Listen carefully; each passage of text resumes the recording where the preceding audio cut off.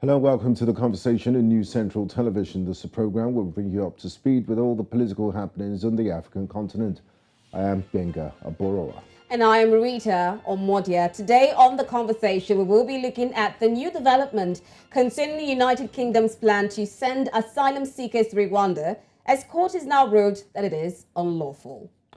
And later on the show, we'll switch gears to Nigeria, where the federal government is set to discontinue allocations of budgetary funds to professional bodies and councils. Interesting developments there. You know, exactly a year ago, we were sat here discussing this controversial asylum deal, which never seems to be out of a story. And I'm surprised that the United Kingdom government is saying they're going to appeal this ruling by the court. I'm really surprised, especially for the new Prime Minister Rishi Sunak. He's really, or rather they have been, starting from Boris Johnson to the other one and now to Rishi Sunak, it's all about trying to curb this importation or immigration of migrants into the United Kingdom. But the British court is saying that it is unlawful, that they should not go with this sort of asylum seeking, going to Rwanda and all of that. Outsourcing your country's problems. And another development in West Africa here, Sierra Leone, that was very fast, you know, before they anybody complained. No need to complain. I'm the winner of this election. This is me. Madabio said, just accept me like this. I'll go for a second term and then we'll see how it goes. Even contrary to what the international observers are saying, because there were widespread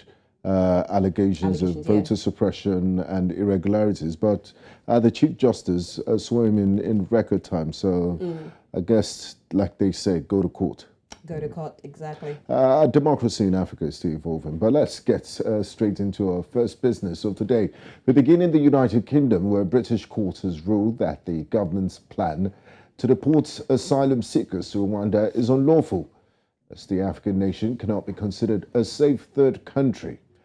The Court of Appeal judges stated that the deficiencies in Rwanda's asylum system pose a real risk of sending individuals back to their home countries, where they may face prosecution or inhumane treatment.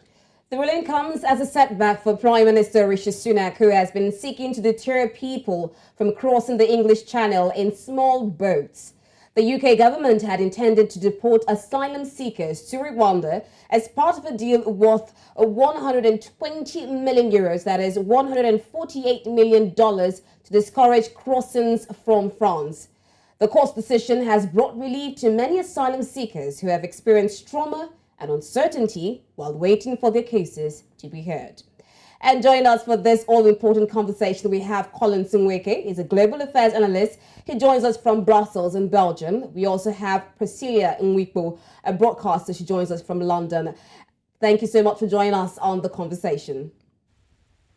Thank you so much for having me. Thank you for having me. Wonderful. So I'm going to begin with you, Priscilla, and we're trying to still have a background context of where or how we got to this situation. So can you explain the British government's strategy to discourage asylum seekers from crossing the English Channel?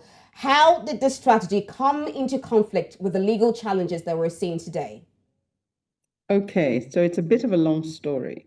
The problem with this matter of immigration has been a real problem for the Conservative Party.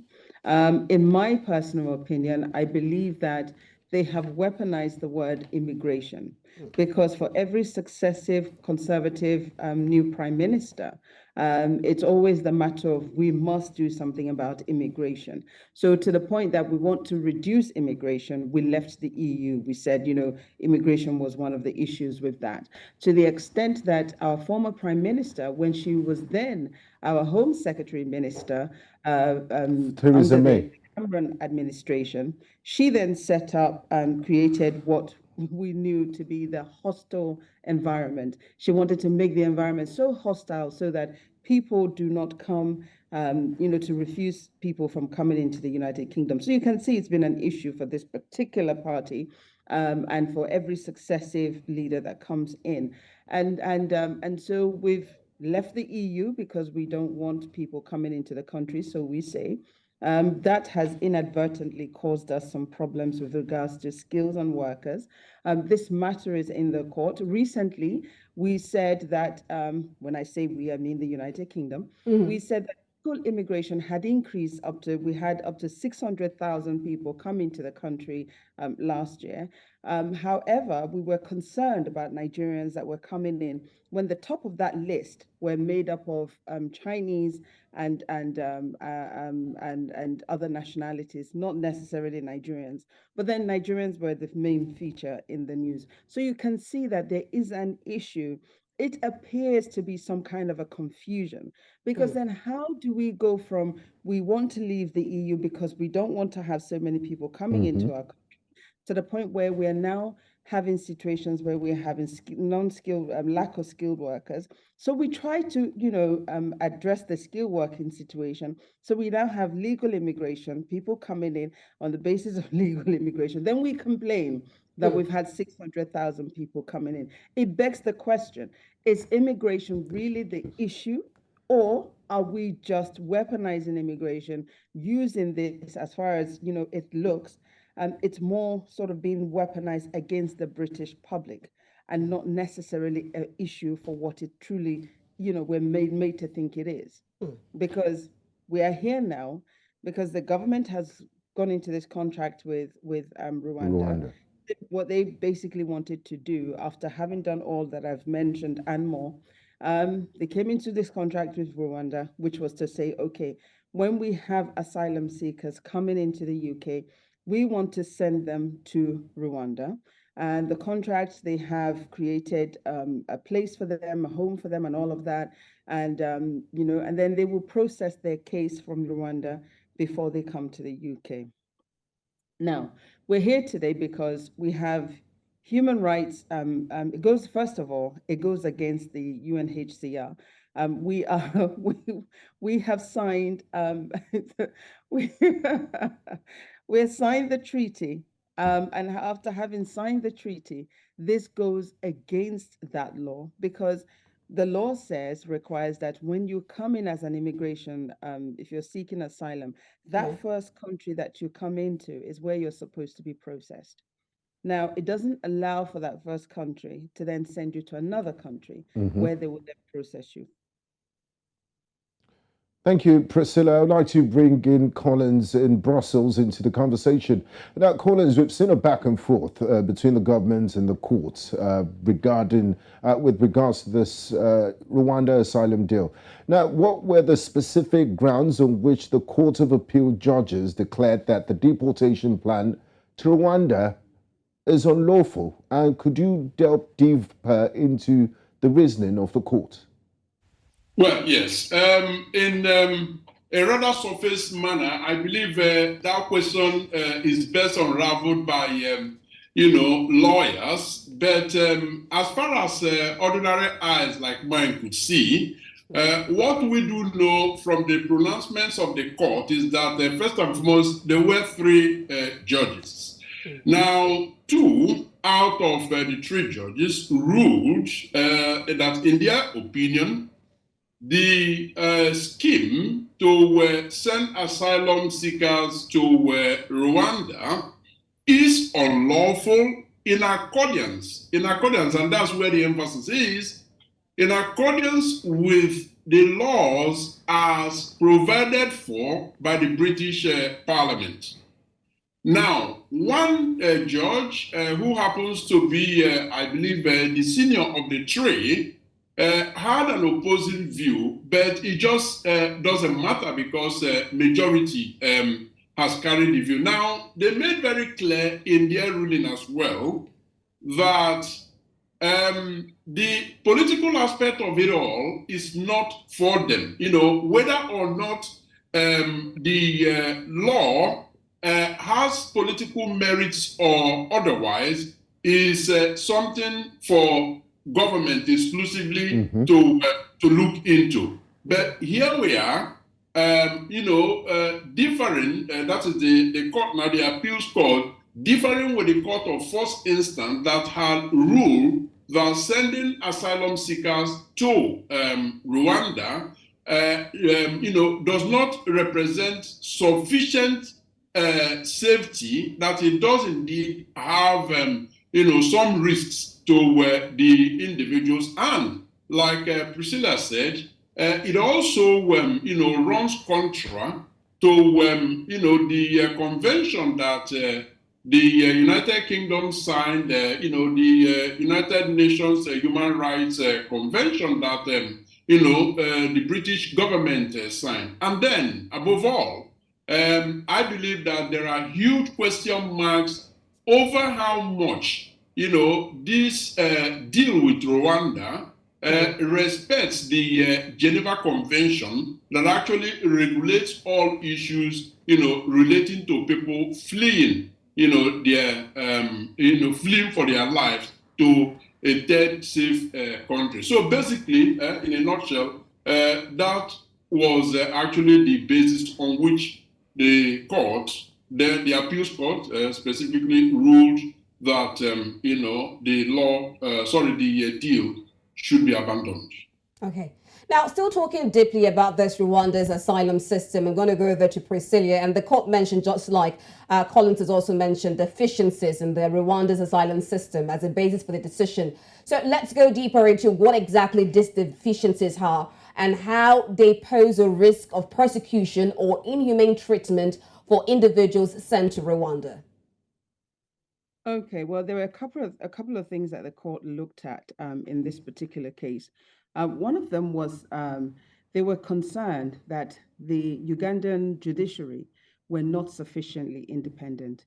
In other words, they felt that should an asylum seeker make the application from Rwanda, that there was a more likelihood that they will be refused. And if they are refused, it means that they will then be sent back to the country that they were fleeing from in the first instance. So the court looked at that and said that that will not, be fair to the asylum seeker. They're not going to get a fair trial, as it were, for, a fair hearing for their case. The other thing that they looked at was that there was I believe there was a case somewhere in 2017 that also highlighted, that particular situation of the lack of trust in the Rwandan judiciary. There's also a case, a report by the Foreign, Commonwealth and Development Office, which also suggests that the Rwandan legal system, again.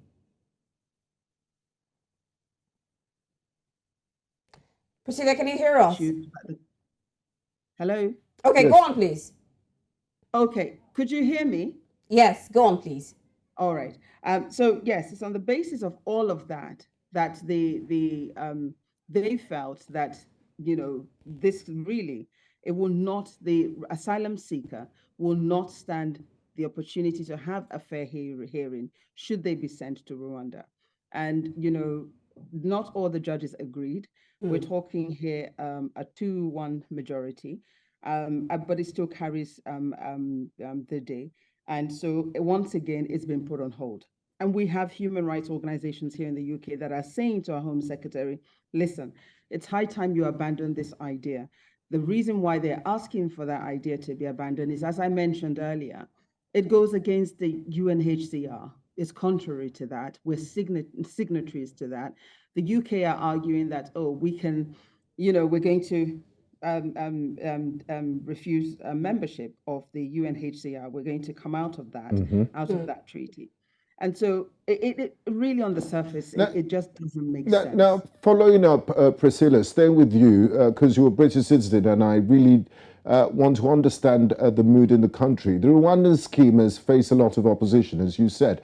From all quarters, UN refugee chief Filippo Grandi earlier denounced the UK policy. He said it's all wrong, and he said it should not be exporting its responsibility to another country. The Church of England leaders, including the Archbishop of Canterbury, Justin Welby, also criticised the deportation plan as one that should shame us as a nation. So why are so many people opposed to the scheme? And despite the opposition and the court's ruling, the UK government still intends to appeal. What are the reasons for pursuing this case further after it's dragged on for so long?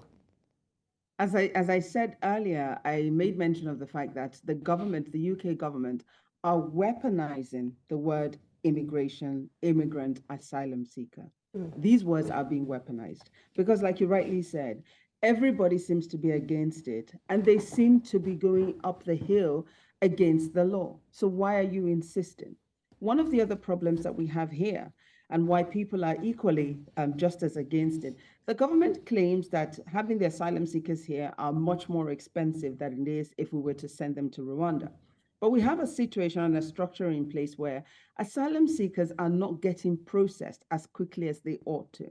So they seem to appear to remain in the system for longer than necessary. And as a result of that, they become more expensive.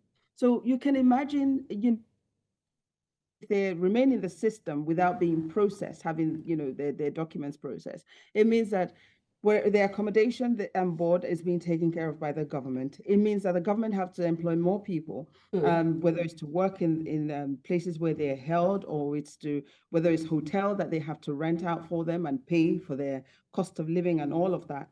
And as long as that continues, it's much, it makes the singular asylum seeker so much more expensive.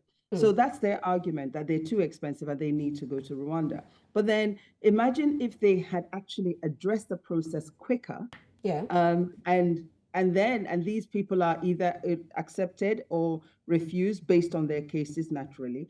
If they are, then they will have a right to work. They no longer become a burden on the state. So these are some of the reasons why people are saying it doesn't make sense. Let's move forward. Let's look at a different solution to this. Okay. Now, Collins, I like your take on it. Still on the issue, I mean, it's one side, we're having question marks on the process, if it's even what going through, and it's going to be a futile process. We also have allegations that, that the asylum seekers would undergo inhumane treatment. We've seen situations where there have been reports that Rwandan police find live ammunition in refugees from the DRC protesting outside the United Nations High Commissioner for Refugees office in Karungi District, Western Province. But we also see a situation that the Rwandan government has expressed disagreement with the judge's conclusions. So can you elaborate on your claims that Rwanda is a safe country for resettling asylum seekers? Because aside the process, can they assure that these asylum seekers will be safe in this place of refuge in Rwanda? Well, that's exactly the problem. The problem is that, while Rwanda expectedly is saying that their country is, safe,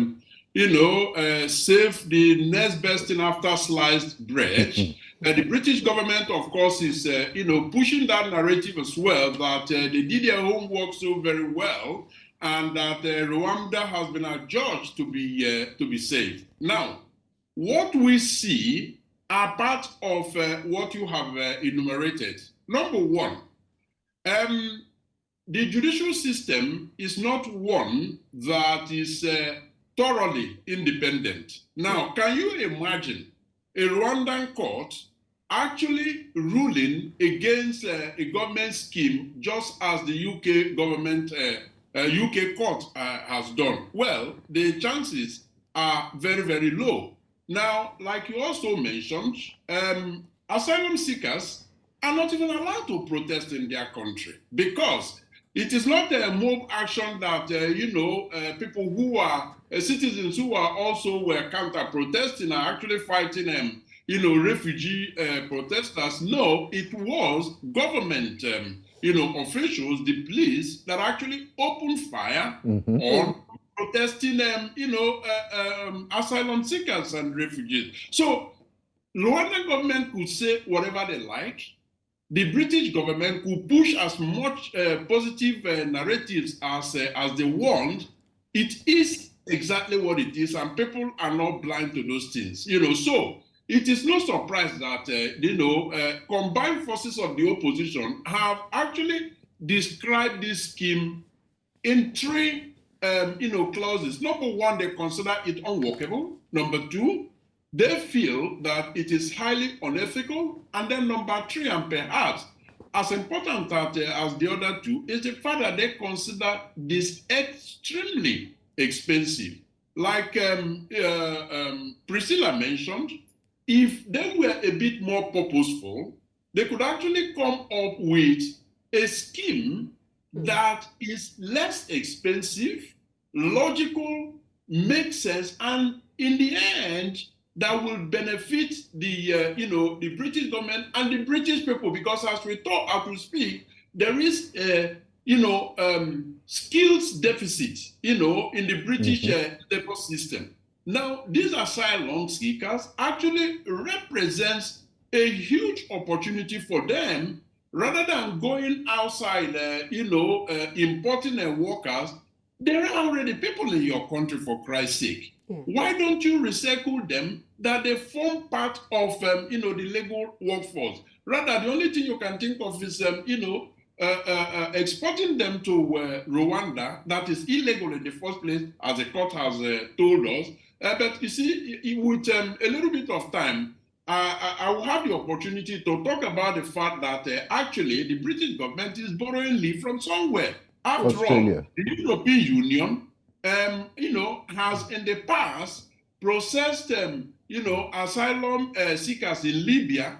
That is ungovernable. A government, a country where there is no single government, yet they have supported the asylum seekers, crossing in from the Mediterranean, being, processed, that the applications being processed there. So where do you think the British government, had the impetus to, go through with this sort of obnoxious scheme? Thank you very much, Collins. Now, Priscilla, before we wrap up, two questions here. What's in it for Rwanda? Is it the £148 million? And also, taking into account the court's ruling, what alternative approaches or policy changes might the UK government consider to address this issue of asylum seekers crossing the English Channel? Well, let me start with that last part of the question. I'm not sure that at this moment that the British government are considering a different policy. They're very, very highly strong on this asylum policy with Uganda. The matter of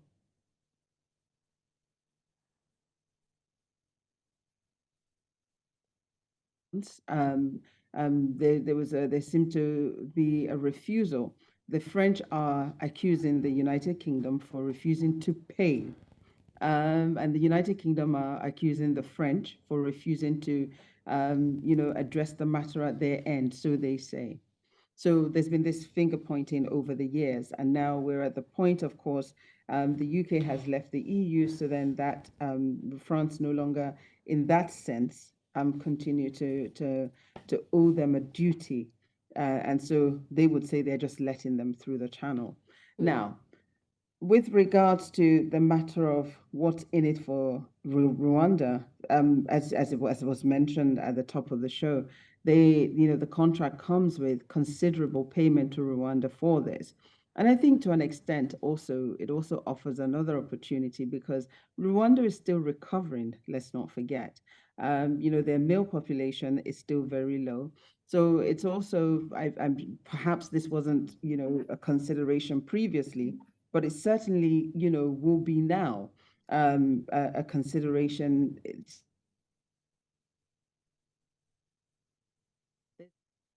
And let's not forget also that asylum seekers are people who are already, a lot of them are skilled individuals. Yeah. A lot of them come into the United Kingdom, for instance, and they contribute much more so to the system, believe it or not, than the indigents do. We learned about this during when we were, the whole conversation about leaving the EU. So the immigrants tend to be, skilled, ready to work, they're not people who are going to say, okay, we're just going to be attached to the benefit system and that's it. Okay. So quickly, I want to bring Collins quickly to finalize all of this. I mean, because on one side, you're saying that the UK government is not bent on shifting its policies, it's still bent on this Rwanda asylum-seeking stuff. And then meanwhile, Collins, with this court ruling, what are the broader implications? What next? Are we going to continue seeing the back and forth with this asylum-seeking process? Both the Prime Minister and the Home Secretary have indicated their appetite, very strong appetite, to take this all the way to the Supreme Court. And I believe nothing is going to stop them. Now, change of course, certainly not. This is entirely in the DNA of the Conservative parties. We are not discussing this because Sunak is now the Prime Minister. No, this, back and forth, this going hard on immigration is essentially what makes them, the current government, the conservatives that they are. Now, the only ray of hope that this saga is going to be put behind the British people is if there were an election tomorrow and the Labour Party comes into power. There is going to be a complete U-turn. This then will be jettisoned. Now,